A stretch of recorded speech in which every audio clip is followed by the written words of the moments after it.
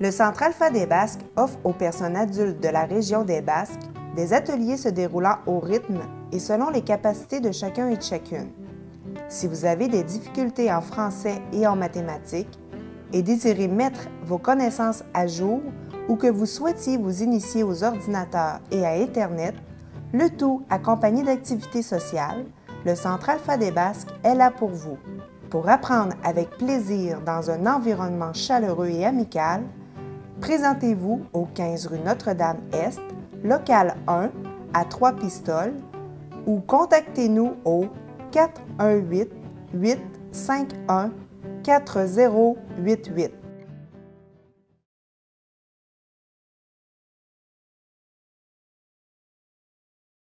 Selon les données tirées d'une enquête mondiale portant sur l'alphabétisation, il apparaît que plus de 2,5 millions de Québécois de 16 à 65 ans ont des problèmes importants de lecture, d'écriture et de calcul élémentaire. Bien souvent, ce manque de connaissances empêche l'accès à l'information, nuit au bon fonctionnement des personnes en société et cause un isolement social des individus. Par le passé, les difficultés de lecture, d'écriture et de calcul n'avaient pas le même impact sur la capacité à occuper un emploi que cela peut en avoir dans les années 2000. Avec les progrès technologiques touchant tous les milieux de travail, même les secteurs autrefois dits manuels nécessitent aujourd'hui des travailleurs possédant un minimum de compétences. Ainsi, les secteurs agricoles, forestiers et autres domaines du même type ne sont plus un refuge pour ceux qui ne maîtrisent pas certaines connaissances de base. En 2006, dans la MRC des Basques, sur une population active de 6 245 personnes, on en comptait 2 195 qui n'ont ni certificat ni diplôme. Selon les critères de l'enquête dont nous venons de parler, c'est-à-dire une personne sur 3 vit avec une forme ou une autre d'analphabétisme. Au-delà de ces chiffres alarmants, il s'agit bien souvent dans les faits d'une réalité trompeuse. En effet, ceux qui sont affectés par ce manque de connaissances élémentaires ne sont pas conscients de vivre avec un problème majeur qui limite plusieurs aspects de leur vie.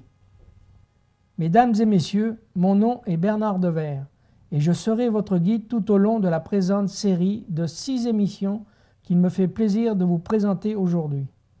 Cette série a pour thème général le combat contre ce fléau social appelé analphabétisme, et plus particulièrement sur les moyens de lutte utilisés par le Centre d'alphabétisation des Basques, mieux connu sous le nom de Centre Alpha des Basques.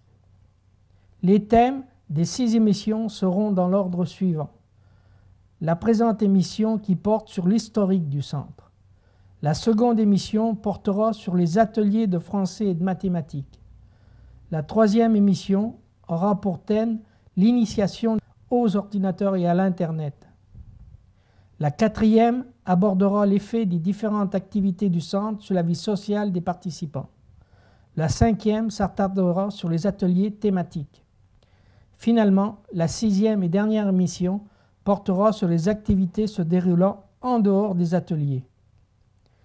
Comme pour toute chose en ce monde, il se doit d'y avoir un commencement. Nous avons rencontré M. Michel Leblond, un des 4 fondateurs du Centre Alpha des Basques, qui nous raconte comment tout a commencé. En 1984, vous aviez quel âge, en moyenne? 84, moi j'avais 27 ans, puis les 3 autres avec qui j'étais, on parle de Marielle Desjardins. Marielle avait 30 ans, Marcel avait 36, Marcel Desjardins et Jacqueline Rioux. Jacqueline, mon Dieu, quel âge qu'elle a. En tout cas, disons, j'étais le plus jeune, c'était Marcel le plus vieux, autrement dit. Okay. Donc, alors on parle de 27 à 36 ans. Moi je suis arrivé dans le décor un peu... c'est un peu une histoire de famille, tout ça. Tu sais, bon, Marielle est la sœur de Marcel. Au départ, l'idée vient de la sœur de Marcel, Céline, qui faisait de l'alphabétisation au niveau de l'éducation des adultes à Dolbeau, au Lac-Saint-Jean. Et puis, probablement, moi je présume, je vois un peu l'histoire, puis je connais la famille.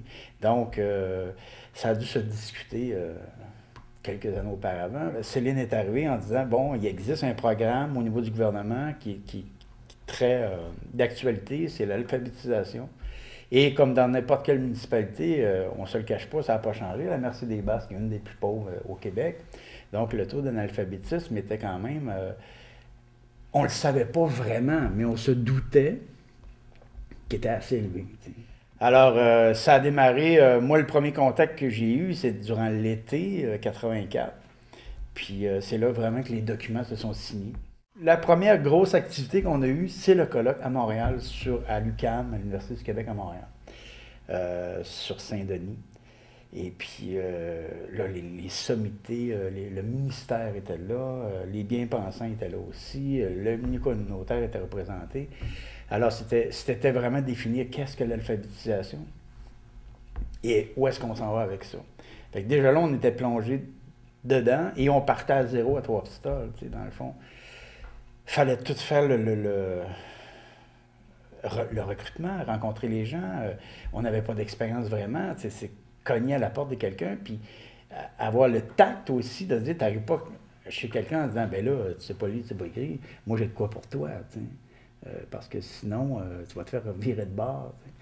T'sais. Fait comment faire pour recruter les gens, puis pour lui dire, on n'est pas là pour vous dire que vous avez une carence dans quelque chose, mais on offre un service qui peut vous être salutaire. Ben, pas salutaire, mais qui peut vous être utile. C'est vraiment Saint-Jean qui a démarré avec Saint-Médard et tout ça. Ça a été très actif à ce niveau-là. On avait la difficulté à Trois-Pistoles et fallait aussi, oui, c'était le dada du gouvernement à l'époque, mais les subventions n'étaient pas si énormes que ça. Et il fallait aller chercher de l'argent aussi pour assurer une permanence dans ce bureau-là, qu'il y ait quelqu'un qui puisse continuer, présenter les dossiers, monter les projets. Et puis, alors ça a été toute l'entente parce que c'était la mine d'or, si on peut dire, à l'époque. Donc, la commission scolaire a décidé de faire de l'alpha, elle aussi, tout d'un coup. Et là, c'était comment dire au ministère que la commission scolaire visait de l'alphabétisation communautaire. Alors, la définition de l'alphabétisation, au départ, ça a été vraiment... c'était pas la guerre, là, mais il fallait dire, non, nous sommes un organisme communautaire, vous êtes une commission scolaire, alors qui fait de l'alpha communautaire? Finalement, à force de tractation et de négociation, on a réussi à dire, OK, les groupes qu'on a, faites de l'alpha si vous voulez, nous on va en faire aussi, puis les groupes qu'on a, on les inscrit à la commission scolaire. Donc on était payés carrément par tête de pipe. Il y a une personne qui s'inscrit, on vous donne tant par année, tant d'heures, etc., etc. Et ça a commencé comme ça, tranquillement. J'ai animé un atelier à un moment donné, moi, au début, pour m'amener me consacrer plus au recrutement comme tel, les soirées d'information, puis me promener sur le territoire. Marielle donnait des ateliers et elle avait commencé là, à Saint-Jean-de-Dieu. Il y avait aussi une autre formatrice qui était là, dont j'oublie le nom, qui a été là de nombreuses années au départ, là, qui a fait que c'était vraiment le poteau à Saint-Jean-de-Dieu. Puis si les gens se réinscrivaient, c'est beaucoup parce qu'elle était là.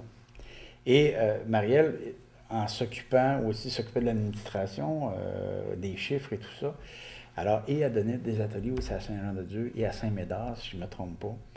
Alors, et ça se donnait le soir. T'sais. Fait qu'on travaillait le jour, on donnait des ateliers le soir. C'est vraiment le milieu communautaire, là, au fond, Léon. Là, on ne compte pas les heures, puis on y va. On défendait une cause.